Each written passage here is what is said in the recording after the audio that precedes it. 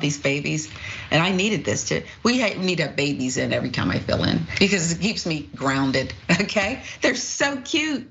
Okay, and they needed to be saved. Kayer and Kason Thomas, they were kidnapped on December 19th in Columbus, Ohio. Kayer was found at the Dayton airport the next day, but Kason was still missing. Well, this is how the women helped track down Jackson. Delmar said she had an image of the woman that she compared to Jackson's mugshot. She showed the comparison to family and friends, including Curry. They agreed, yep, it's her, maybe Jackson. Delmar and Curry report speaking to IMPD and the FBI about their suspicions. So these were proactive, okay? These were very proactive, but they didn't have enough for police to work with. They decided, well, we'll do the investigation ourselves. They lured Jackson out of hiding, agreeing to pick her up and take her to area stores. They report calling law enforcement to give their exact location in hopes an arrest would also lead to Kason. Law enforcement eventually pulled over the women while they were on I-65 South, but there was no news of Kason. The women then decided to visit the different stores and restaurants Jackson had mentioned during conversations.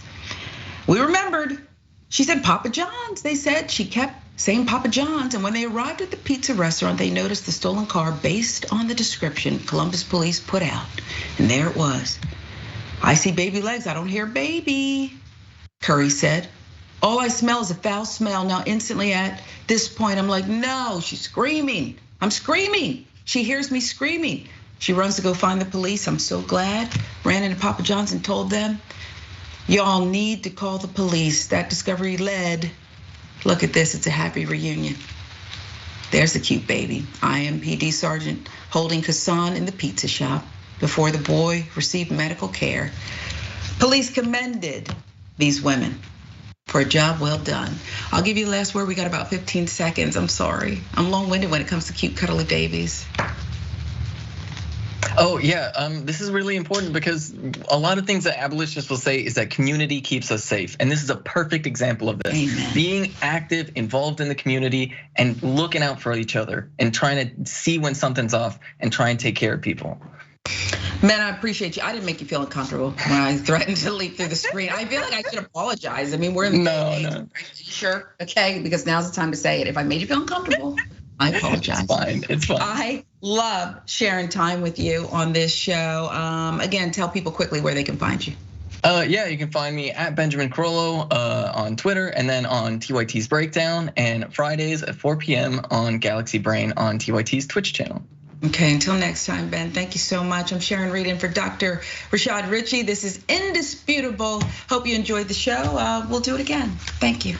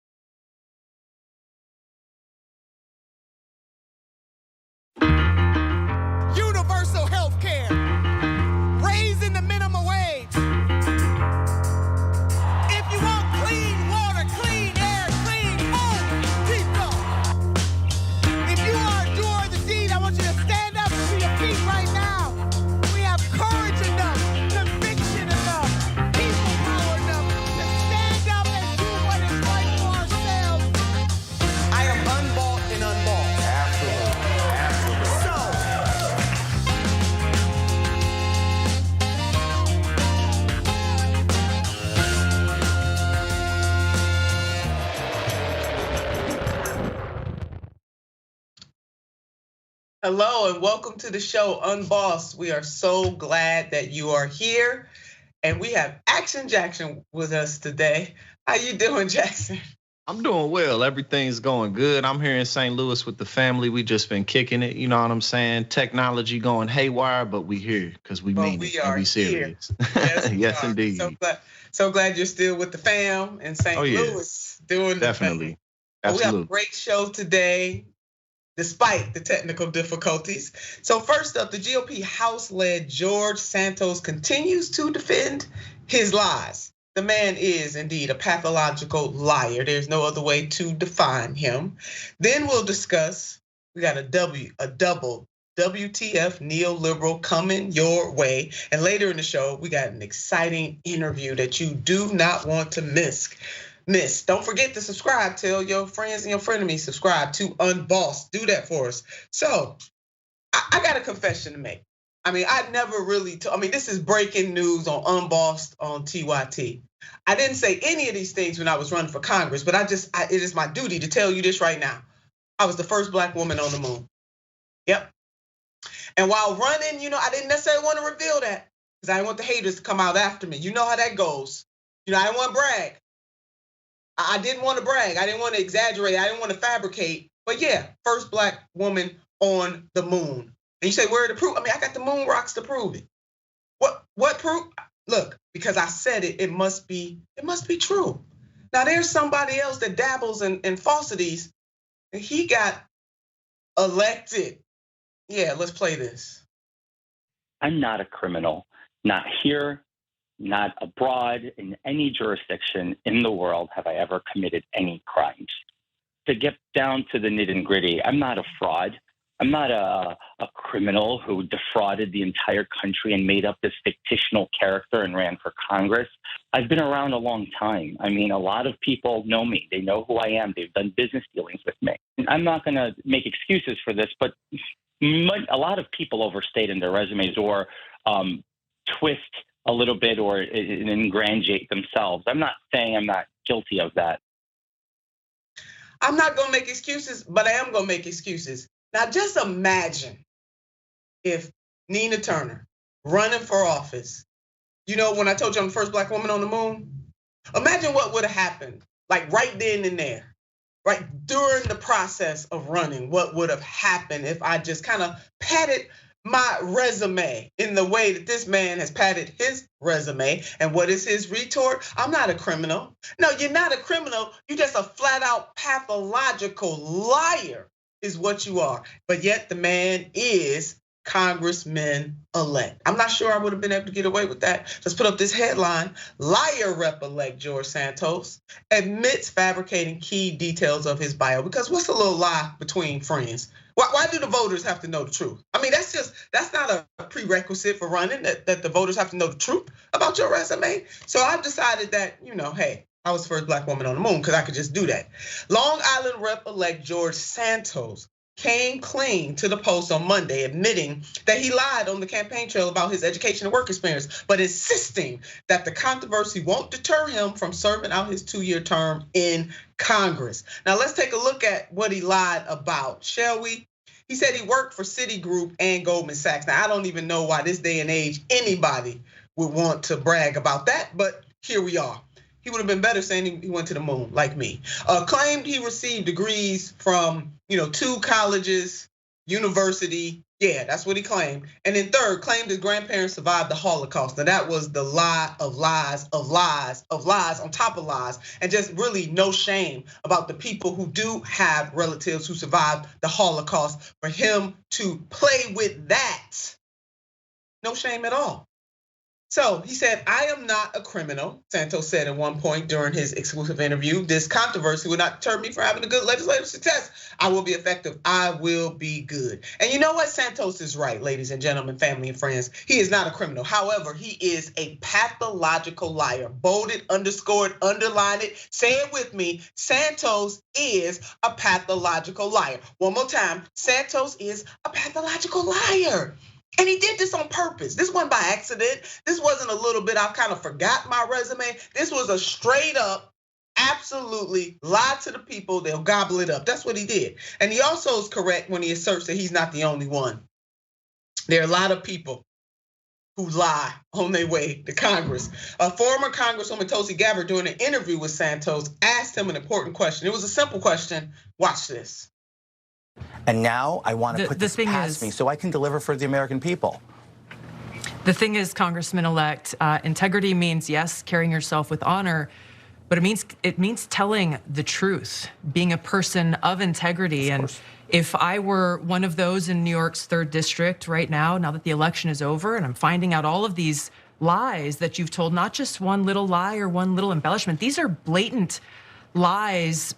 My question is, do you have no shame? Do you have no shame in the people who are now you're asking to trust you to go and be their voice for them, their families, and their kids in Washington? Do you have no shame, sir? You, sir, Santos, do you have no shame? That was a very important question. But guess what? He has no shame because the brother said he's going to keep on going. He doesn't. He is a fraud. The Republicans knew it from the beginning.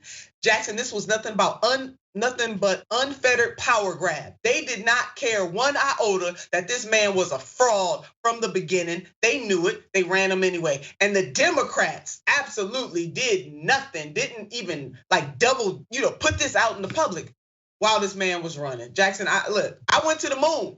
I'm the first Black woman. And you said you got the moon rocks to prove it. You know what I'm saying? You can pass it out. People smoke them moon rocks. You know what I'm saying? But just this is like a whole nother level of lying. People like the typical types of lies we see on campaigns would be like what people are running on, what their plans are when they're going to be in office, stuff like that. But people typically don't lie about where they went to school, who their family is, where they go to church, where they used to work, because these types of things can be validated rather easily, actually. Which goes to show that how easily people can slip under the radar just because you don't necessarily have experts paying attention. There's so much going on, which also calls for maybe we need a little bit more federal oversight or more, exactly, just more proper vetting of candidates so stuff like this doesn't happen. Because unless he's physically forced out of office through litigation, he may serve his term.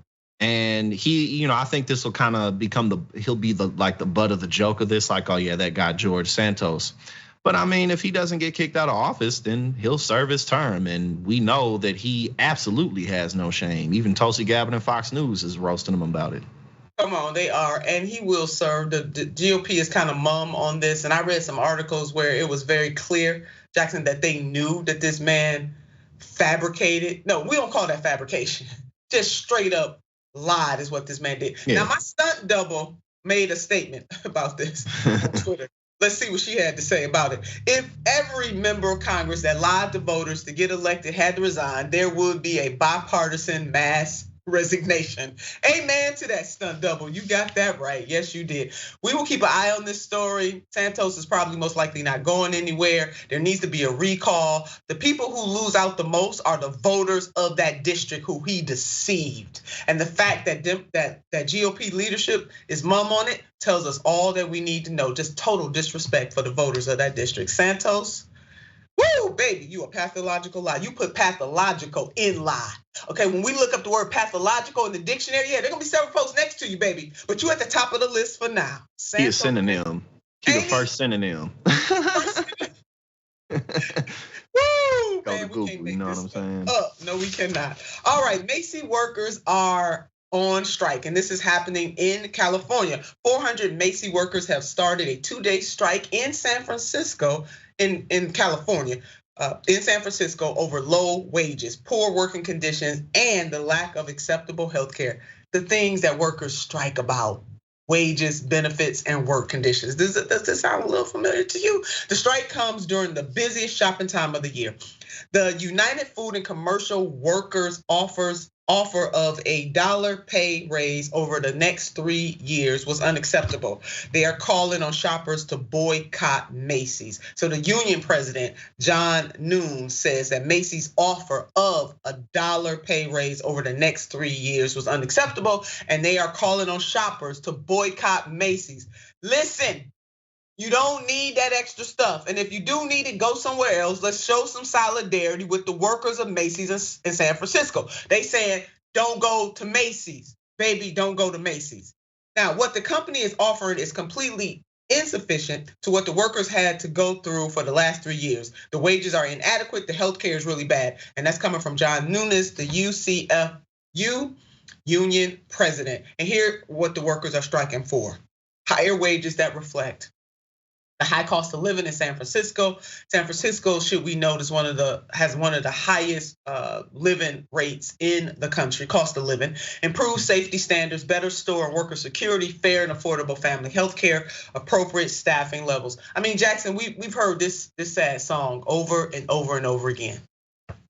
Yep, and just like you said, it's just another day at the office. This is what corporations do to cut costs so they can increase profits for shareholders. We're seeing this right now with Southwest, for example. My flight tomorrow got canceled. Thousands of flights got canceled, whereas other airlines aren't seeing the same type of, steep in just being understaffed. Companies, they cut their staff, they fire workers, they buy their own stocks, and at the beginning of the year, they sell those stocks off so that people can profit. And this is just Macy's getting caught with their pants down once again. So I definitely agree. I think we should shop elsewhere. And importantly, this is why it was very important for the Biden administration to really be behind the railway workers, because it would have helped to prevent stuff like this a little bit, not fully, but a little bit, just to set the tone more to say, hey, the federal government is watching and we're going to do something about it if you're ripping off your workers. But, when the whole corporate America saw that Biden caved on that, that's just giving them more encouragement to keep on stiffing their working class. That is exactly right. And cave, Jackson, you being awfully kind. He totally sold out. Yeah. That's a better word. 100%. By doing so, you're right. It impacts every other worker. And speaking of Southwest, the federal government needs to put the hammer down on them. But 100%. What did Secretary of Transportation Buttigieg do? Play games with these fools. And look what is happening. Thousands of people impacted. It's a ripple effect all over. We're gonna cover that at some point this week, Jackson. I can't wait. Now, definitely. Go ahead, Jackson. Oh no, I was just saying it definitely cover it throughout the week, because just as more people's flights are backed up. I'm lucky I can work from anywhere with Wi-Fi. But a lot of people are having to rent cars to get back home to get to work, so it's really problematic for a lot of people. Yeah, very much so. We'll keep an eye on this. Union workers in San Francisco's at Macy's, hey, we rooting for you. If you live in San Francisco or you visit in San Francisco, do not shop at Macy's. Show solidarity with the workers. Oh my God, we got a WTF neoliberal moment. We will now kneel. Miss Cinema, no. You have a problem figuring out whether you're for me or Trump, and you ain't black. Oh, we got a doubleheader for you today. Check out the headline. The headline speaks for itself. I'm gonna need my fire extinguisher. I'm just gonna let you know that right now. Joe Biden to spend New Year's holiday with family in the US Virgin Islands. This as a winter storm continues to hit hard. Watch this. The cold Christmas storm bringing heavy snow, strong winds, and brutal temperatures. New England's deep freeze seeing its coldest Christmas Eve high temps since 1975. New Jersey had its coldest day Friday in nearly 4 years. Central Park's high, just 15 degrees. And this morning, Buffalo still reeling from a historic blizzard. It is devastating. It is going to a war zone. Overnight, Western New York's death toll climbing. Nationwide, now nearly 50 deaths blamed on the past week's winter weather. Truly, WTF neoliberal. Now, I have told the president time and time again, Jackson, to gas up the jet, but this is not what I had in mind. I want him to gas up the jet and go to West Virginia, Arizona, and set cinema straight, mansion straight. But oh no, he picks this time to gas up the jet to go to the US Virgin Islands. No American has the luxury of gassing up Air Force One and going to the US Virgin Islands. Let's put up this headline: thousands of canceled flights cap holiday weekend of travel nightmares. Jackson, you're caught up in that right now. What say you? Well, I think that, not just up there that we looked at in the Northeast, but even here in St. Louis and Missouri, where I'm at, it was -5. In New Orleans, it was 21 degrees. So unfortunately, I think that Joe Biden has kind of given up on his efforts moving forward into the second half of his administration. I think the argument is on the Democrat side. So we've done what we can do. Now we don't have both chambers of Congress. We don't have a supermajority, so we really can't pass anything. And unfortunately, that's also going to allow for counter arguments to, oh, well, you all criticize Ted Cruz for doing it, but it's okay if Biden does it. And he can't really say, well, it's a little bit different because the entire nation is facing this. So this is an example of how the Democratic Party can give the Republican wins where they really just don't deserve them. This is straight up hypocrisy, just flat out. As people are suffering, suffering. People are died all over this country. Buffalo is still suffering right now, and this president gasses up the jet to go to the U.S. Virgin Islands. He couldn't gas up the jet to take it to cinema or mansion, but he gasses up the jet to go to the U.S. Virgin Islands when people are dying and people have died. Babe, let's put up this headline. This does reek, Jackson, of what Ted Cruz did in 2021 when Texas faced its own winter storms. That Ted Cruz says leaving Texas during winter disaster was obviously a mistake as he returns from Cancun. First spotted at an airport by a social media user who posted this photo, there was an immediate outcry overnight that a US senator would travel out of state amid the worst storm in many Texans' lifetimes. We can say the same thing for this president. He personifies WTF neoliberal like no other person. And let's put this up because Biden is apparently using this vacation to mull over his 2024 run. The truth comes out. Senior administration officials once viewed this week's tropical escape as a crucial juncture that would play a major part in deciding his political future. And while the president does still plan to mull with his family the pros and cons of mounting a re-election bid, people who have discussed the matter with him lately say the decision is essentially made. Man, y'all need to underscore, underline, bold it, message in the bottle on the train. This is the ultimate, and I mean the ultimate, WTF neoliberal. I told you we had a double header. We'll have to do the double header tomorrow on that, baby. We will. But listen, I need my fire extinguisher. We'll be right back. Sister got to cool off. Don't you go nowhere.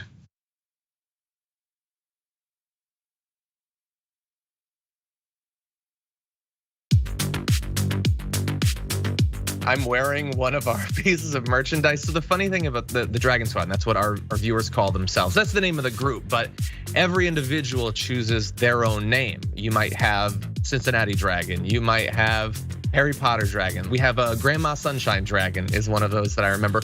These are people that like to have an element of themselves, their lives, what's significant to them reflected as a part of the community. But the concept of the Dragon Squad is just something I threw away as a joke. I was mocking the Proud Boys, these like right-wing groups that come up with a name for themselves that they think is cool, but it's actually really lame. And I thought, off the top of my head, I can come up with something that's still kind of lame, but much cooler. And so I threw out Dragon Squad, and I just moved on with my life. But everybody liked it, and so they kept it going, and so we've embraced it. And I think again, this was during the period of the pandemic. I think it was sort of nice to have a renewed sense of community, a feeling that you're a part of something when everything seems so chaotic. And as a result of that, we've got independent artists online streaming, making beautiful digital art of dragons. We've got, we've released a number of pieces of merchandise that people love sending us photos of them. And then, by the way, for me personally, people send me, like you can probably see in the background, like a knitted dragon someone sent me. There's a dragon book they sent me, dragon board games they send me. People have done like custom ironworks, making dragon bottle openers. Like the fans are super invested in diamond art and things like that. And so it's great that they send this stuff. Sometime we're gonna have to set up a wall of all of it. But yeah, it's definitely brought the community a lot closer together. The fact that we were no longer in this big studio, I felt a lot more personally attached to people. It felt very immediate. And I know that I personally needed the connection. Did you know that more than 20% of the world's oxygen comes from the Amazon? Why? Because of trees. I know what you're thinking. Of course! So what do we want to do? We want to plant more trees so we can save the climate. It's quite literal. So that's what leads to our new partner, Plant Your Change. Love it. It's so easy. What they do is, You take the credit or debit cards you already have and you plug it into the system.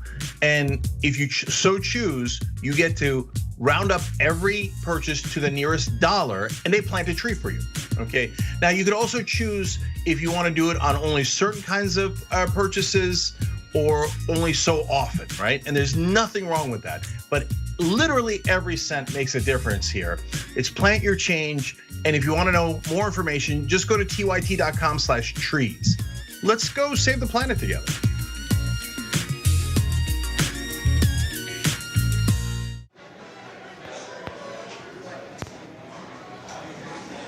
Now, top. No. No. No.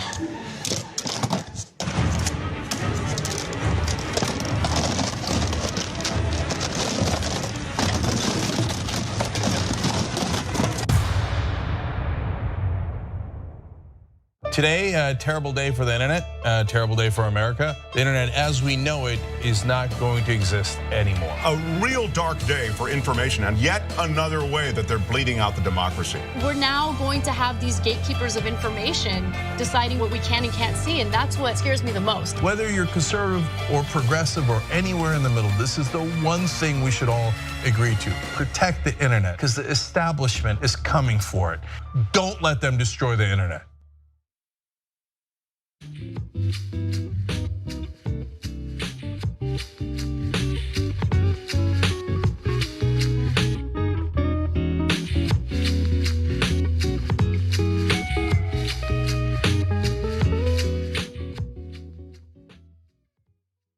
And welcome back to the show. My favorite part, let's read a few viewer comments. But before that, you need to check out the Twitcheration room that comes on right after Unbossed. Don't you, Francesca, you don't want to miss it. She's going to do the thing. And then we got Turks and Jerks.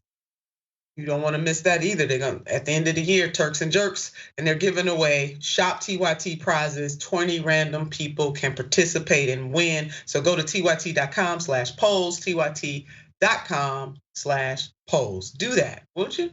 All right, here we go. TYT members, Vicky, stunt double always keeps it real. Thank you for that, big Vicky. Yes, she does. On Twitch, Overseer Dixon. Hey, Overseer Dixon. Hope you and your family had a great holiday. Oh, hell yeah. Nina and Jackson, like the other great Miss Turner says, you're simply the best. Oh, love you both. Keeping the good fight. And that reference that Overseer Dixon made was about none other, Tina Turner herself. We had a song, Simply the Best. We received that. And on YouTube Super Chat, Panic Boo, Nina and Jackson. Yes, did I need this energy? Yes. Thank you, Panic Boo. Thanks to each and every one of you who commented, all of our viewers, everything that you do to keep TYT buzzing along. We couldn't do what we do without you. And thank you so much for supporting Unbossed. So now, do I have an interview for you? This person is a colleague, he's a friend, he stands up, he tells it like it is. He has written fiction and nonfiction, and he is the guru of the whiteboard. All you gotta do is go on Twitter and see Professor Pepper doing his thing. He is the former chair of the Ohio Democratic Party. We both served together, lifting the Ohio Democrat. I know it's hard for folks to know that, but yes, even though I fuss about the Democratic Party, yes, I served in leadership side by side with this man. We won an upset election. I have to tell you that story at another time. But the one and only David Pepper. Pep, how you doing? I'm great. Good to be with you again. Oh my God, it's so good having you here. I'm gonna have to have you on regularly. Next time you come, you gotta bring the whiteboard. That's true. I think that was now 6 or 7 years ago that we did that. That's incredible. Time flies. It was incredible. Yeah, we did some incredible transformative things too. Yes, we did. So Pep is he's not there now, but he hails from the Queen City of Cincinnati, the Natty as we call it here in Cleveland. But so glad to have him on. So now Pepper, you do a lot of whiteboards and all of that kind of stuff, and you contend, because this is what your book, you contend that one of the greatest threats to democracy is the shenanigans, my words, going on in the state houses across this country. Ours is the poster child. The Ohio General Assembly is a poster child for those shenanigans. You wrote a book about it, and why should folks care about who is elected on the state level as much as they do, if not more, about those who run and win congressional seats? And let's put up the cover of your book. Let's put that up. Thank you. Well, you know it because you fought the battle that it's the states and state houses that shape our country's democracy, frankly, more than Congress. That's where they can determine who votes, when they vote, how they register, how they're purged, how long they have to vote, how many drop out. That's all done by state house members that most people don't know. And then they also, in many states, are the ones who draw the lines, the districts. And so they can choose, do we have a competitive democracy where the voters have a choice? Or do we lock in extremism where the voters can't do anything about it? And in states like Ohio, they choose the latter. And so one of my eternal frustrations is that the far right knows this very well. And they have focused on these states and state houses for years. And you saw it when you were there. But on the pro-democracy side, which I hope is more than just Democrats, it's a broader spectrum. We kind of fall for the bright, shiny object of Congress and US Senate. And we very rarely are smart enough. Although the last election, there were some breakthroughs in some states. We have allowed them to dominate at the level of politics that shapes democracy itself. And that's why even when we think we're winning, we haven't been winning. Because they are in a position to write rules that crush democracy. And they're in a position to draw districts that basically eliminate representation from government at multiple levels. So the book Laboratories of Autocracy walks through how in a lot of states that's happening, and it's still happening right now.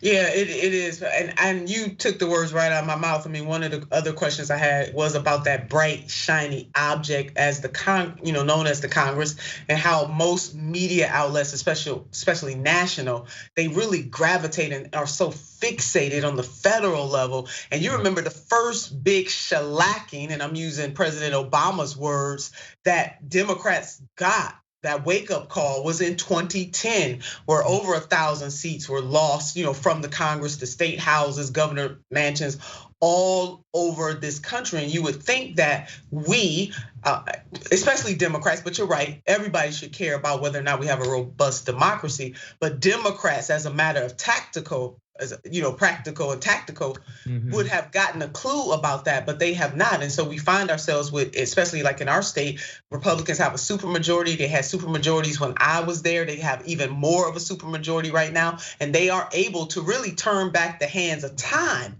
if you will, with the power that they have on the state level of government. And so you are known as the whiteboard guru, the whiteboard professor. I just want to know, how did you come up with the idea of using the whiteboard to drive home your public lessons? Because now you are a professor for not just the nation. I mean, anybody across the world can look at that because of social media. But before you answer that question, I want our viewers to take a look at this. It's an ongoing debate. Is Ohio a red state, a purple state, a blue state? The answer, we'll tell you from Ohio, is it's gotten harder to win. You have to run a perfect race as a Democrat to win Ohio. But a lot of the reason it's gotten harder is that we're a rigged state more than we are a red state. I want to walk through the math of that real quick, because there's a current bill in front of the governor on his desk that just passed the State House and Senate that shows how brutal the math is when they start suppressing Ohio voters. We are a rigged state more than a red state. And I know we're running out of time, and that's why I'm going to have you back. But yeah, why the whiteboard? Yeah, I didn't mean to start this thing, but one day I was so frustrated about one thing that was happening. I thought this whiteboard can explain it well. So I used that, and I can tell almost immediately people gravitate to that. But I want to say something that's very clear that I think it's lost. I want to make very clear. The reason they started, and you fought this fight as forcefully as anybody in Ohio, the reason they started suppressing and gerrymandering was that the Obama coalition in 2008, that diverse coalition, turned Ohio blue, not just for Barack Obama, but at the state house level. And Republicans it so scared them that they have been attacking early vote, they've been purging voters, and the repeated target is always voters of color, young voters, the coalition that knocked them out of power in Ohio, so that when you were a senator, I don't think you were a senator yet, actually, but we had the state house majority in 2009 and 2010. And they were so freaked out by that. I was there. They have, I can't, they have been damaging and attacking nonstop the coalition that turned this state blue. And that's why people say, come on, you're not a red state. I'm like, they systematically took apart the coalition that knocked them out of power. Again, it wasn't just for the White House that they were frustrated. They were frustrated that at one moment we had a governor and we had a state house, even though they had gerrymandered 01. We won the state house in 2008 because of the Obama coalition. So the thing in that whiteboard I go through, and what the good thing with the whiteboard is I can go through numbers and explanations in a way that often get lost otherwise. People like to see what you write up on a board apparently, but it's not just been sort of random voter suppression. It's very specifically targeted, and that is the parallel back to Jim Crow. Yes, it is. That's what they were offended that newly registered black voters, former slaves, had led to a coalition power in the South and all those states. So they directly targeted that population in the 1880s and 90s. And this was my first whiteboard is about. And the pattern couldn't be more similar in a lot of states, whether it's Georgia or Texas or Florida, Ohio. It's specifically aimed at the Obama coalition. I call it, it's the next generation now. But that's what they've done, and the whiteboards and other things I've written try and explain that to people. And by the way, one of the reasons why the censorship is so dangerous in banning of books is they're trying to erase the parallels that are otherwise so clear once you dig into history just a little bit. That is exactly right, and you remind us so well. That whiteboard suits you, Professor Pepper, and we are going to have you back on Unbossed. Really, truly appreciate you. And if you want to follow attorney, professor, former chair of the Ohio Democratic Party, David Pepper's whiteboard, go on Twitter at David Pepper, or you can stop by my stunt doubles at Nina Turner. I retweet him often. Dude, he is doing a service to all of us in this country by pointing this out. We have got to focus more on state houses in the United States of America. Well, that is it for us today. Thank you for working through our technical difficulties with us. We'll be back tomorrow. Now, you know what I want you to do about this time. I want you to keep the faith. Always, always, always keep the faith. But you got to marry that faith with some fight. Sending you love.